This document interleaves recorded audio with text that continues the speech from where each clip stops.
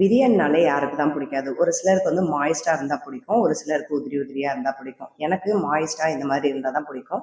So தம் பிரியாணி எப்படி சூப்பரான டேஸ்ட்ல ரொம்ப ஈஸியா பண்ணுறதுன்னு சொல்லிட்டு இந்த வீடியோல சொல்லியிருக்கேன். டிஸ்கிரிப்ஷன்ல எல்லா இன்கிரீடியன்ஸுமே கொடுத்துருக்கேன். செக் பண்ணி பாருங்க. 1/2 கிலோ ரைஸுக்கு 3/4 கிலோ சிக்கன் எடுத்திருக்கோம். எப்பவுமே வந்துட்டு ரைஸ்க்கு ஈக்குவலா எடுக்கிறத விட கொஞ்சம் எக்ஸ்ட்ராவா எடுத்தீங்க அப்படின்னா பிரியாணியோட டேஸ்ட் வந்து ரொம்ப சூப்பரா இருக்கும். இப்போ ஒரு பிரியாணி பாத்திரம் நல்லா காஞ்சதுக்கு அப்புறமா ஆயில் சேர்த்துக்கலாம். நான் வந்து கடலை எண்ணெய் சேர்த்துருக்கேன். நீங்க வந்து ஃபார்ச்சூன் ஆயில் வேணாலும் சேர்த்துக்கோங்க. ஆயில் நல்லா சூடாகணும். அதுக்கப்புறம் நம்ம கிட்ட இருக்க ஸ்பைசஸ் எல்லாத்தையுமே சேர்த்துக்கோங்க. முக்கியமா கசகசா சேர்த்துக்கோங்க. ஆனியனை இந்த மாதிரி ஸ்லைஸா கட் பண்ணி வச்சிருக்கேன். இது வந்து நல்லா கோல்டன் ப்ரௌன் ஆகிற வரைக்கும் ரொம்ப டைம் கொடுத்து நீங்க வந்து நல்லா ஃப்ரை பண்ணி எடுத்துக்கோங்க. ஆனியன் வந்து எந்த அளவுக்கு நல்லா ஃப்ரை ஆகுதோ அப்பதான் வந்துட்டு நம்மளுக்கு வந்து பிரியாணியோட டேஸ்ட் கிடைக்கும். இப்போ இஞ்சி பூண்டு வந்துட்டு ஈக்குவல் ரேஷியோல வந்து அரைச்சி வச்சிருக்கேன். அதுல இருந்து 1 டேபிள் ஸ்பூன் அளவுக்கு போட்டுக்கிறேன். 3 பச்சை மிளகாய் எடுத்து கீரல் போடாம கழுவி வச்சிருக்கேன். தக்காளியை இந்த மாதிரி ஸ்லைஸா கட் பண்ணி வச்சிருக்கேன். ஒரே அளவுல இருந்தது அப்படின்னா வெங்காயமும் தக்காளியும் நீங்க ஒரு 5 வெங்காயம் எடுக்கிறீங்கன்னா 5 தக்காளி எடுத்துக்கோங்க. இப்போ 8 தக்காளி எடுக்கிறீங்கன்னா 8 வெங்காயம் எடுத்துக்கோங்க. இது வந்து கொஞ்சம் பெருசு ஆனியன் இருந்ததுன்னா தக்காளி ஒரு தக்காளி கம்மி பண்ணிட்டு போடுங்க. மெஷர்மெண்ட் எல்லாமே டிஸ்கிரிப்ஷன்ல கொடுத்து வச்சிருக்கேன். இப்போ வந்து கல்லுப்பு சேர்த்துக்கலாம். இது வந்து நல்லா கரையணும். இந்த அளவுக்கு மசாலா வந்து கரைஞ்சு வருதோ அப்போதான் வந்து நம்மளுக்கு மாய்ஸ்ட் கிடைக்கும். ஸோ நீங்கள் வந்து தக்காளி வந்து நல்லா கரைய விட்டுருங்க உப்பு சேர்த்துட்டு. அதை வந்து கொஞ்சம் நேரம் ஒரு ஒரு 5 நிமிஷம் வந்து மூடி வச்சிங்க அப்படின்னா நல்லாவே கரைஞ்சிரும். இந்த அளவுக்கு கரைஞ்சிருச்சு. புதினா ஒரு கைப்பிடி அளவு, கொத்தமல்லி ஒரு கைப்பிடி அளவு கழுவிட்டு தண்ணிலாம் இல்லாமல் நல்லா வடிச்சிட்டு இந்த மாதிரி சேர்த்துக்கோங்க. இது நல்லா வந்து மசாலாலாம் சேர்ந்ததுக்கு அப்புறமா சிக்கன் சேர்த்துக்கலாம். நான் 3/4 கிலோ சிக்கன் சேர்த்துருக்கேன்.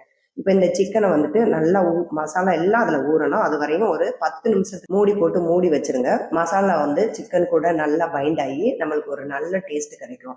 இப்படி பண்ணுறதுனால பிரியாணிக்குமே ஒரு நல்ல கலர் கிடைக்கும். இப்போ 10 நிமிஷம் முடிஞ்சிருச்சு. நல்ல மசாலா எல்லாமே வந்து சிக்கன் கூட பைண்ட் ஆகிருக்கு.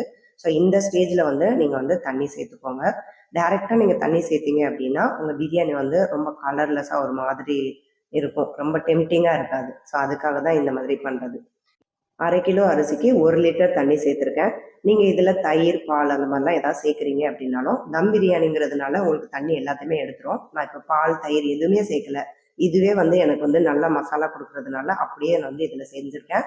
உங்களுக்கு தயிர் வச்சு பால் வச்சுலாம் செய்யணும் அப்படின்னு நினச்சிங்கன்னா அடுத்தடுத்த வீடியோவில் நான் அப்லோட் பண்ணுறேன்.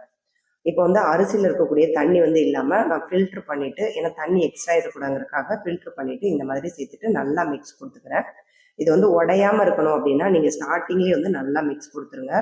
அப்போ வந்துட்டு அரிசி வந்து உடையாது. அரிசி வந்து ஒரு 20 நிமிஷத்துல இருந்து 1/2 மணி நேரம் வரையும் ஊற வச்சுக்கோங்க. அதுக்கு மேலே போயிடுச்சுன்னா சாதம் வந்து உடைய ஆரம்பிச்சிடும். அரிசி வந்து நல்லா லெவல் பண்ணிவிட்டு நெய் சேர்த்துக்கோங்க. நெய் வந்து உங்களுக்கு வேணாம் அப்படின்னு நினச்சிங்கன்னா நீங்கள் மிளகாய்த்தூளை வந்து கொஞ்சம் கம்மி பண்ணிக்கோங்க.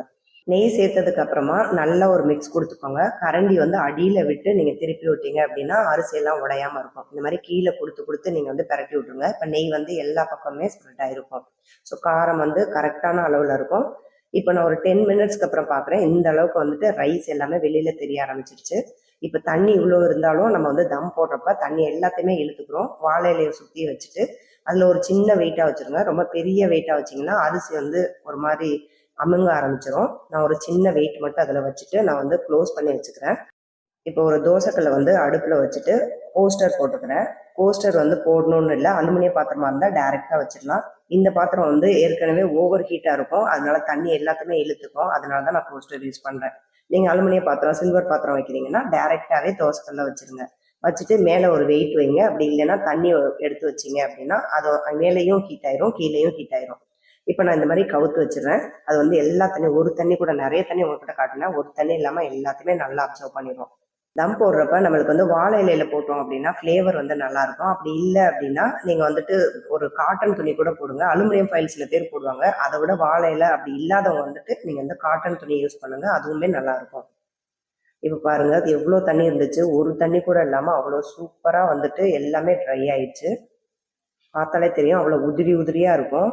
ஸோ தம் போடுறதுனால எக்ஸ்ட்ரா தண்ணி இருந்தாலுமே நம்மளுக்கு வந்து கரெக்டான ஒரு கன்சிஸ்டன்சியில் கிடைக்கும். இப்போ பாருங்கள் அவ்வளோ சூப்பராக கிடச்சிருக்கு. இதே மெத்தடில் நீங்கள் செஞ்சு பார்த்துட்டு எப்படி இருந்ததுன்னு எனக்குமே சொல்லுங்கள்.